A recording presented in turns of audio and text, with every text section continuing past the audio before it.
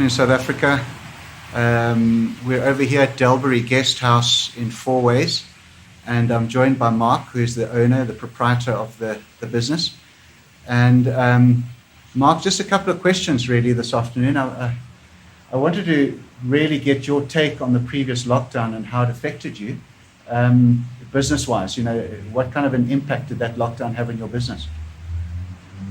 Yeah, look, it hasn't been easy. I mean, it's been quite tough, actually. We've managed to survive so far, but it's only because I had to put some money in, and we actually got some relief from the insurance and that. But yeah, it's been very stressful. It hasn't been easy.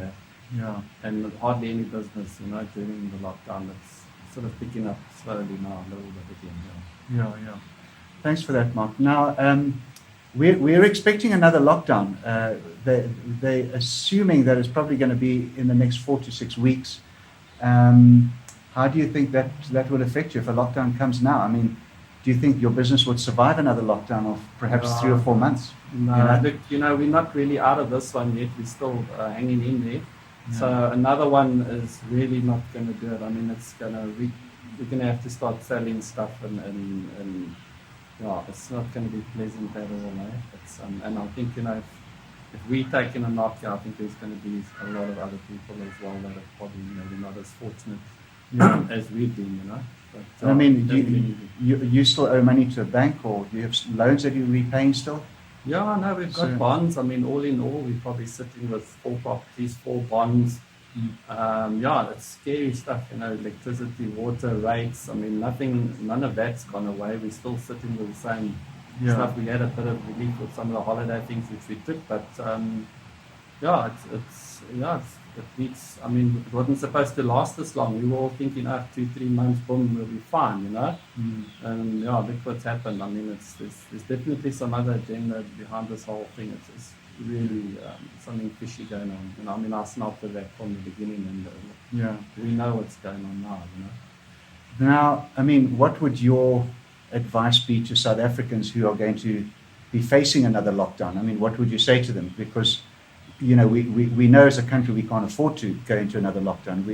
We know that it's going to decimate this country. I mean, what would you say to other fellow business owners in the country facing another lockdown? I mean, how should they respond to the government?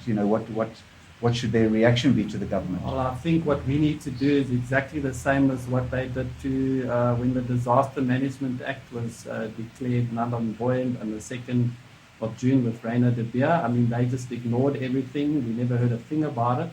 Yeah. And I think we need to do the same. Just carry on, and we really need to resist and stuff. We cannot afford another lockdown.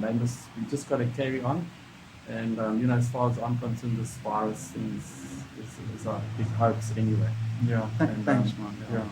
No, well, thanks for that, Mark. And South Africa, I mean, as you can hear, and we're carrying on with these interviews, and we've interviewed a lot of people, and really everybody is saying resist. Everybody is saying, we don't need another lockdown, and we can't afford it. And so that's our message as well today. South Africa, we're going to need to resist. We're going to need to stand up and say no more. Thanks very much. Thanks, Mark. Okay.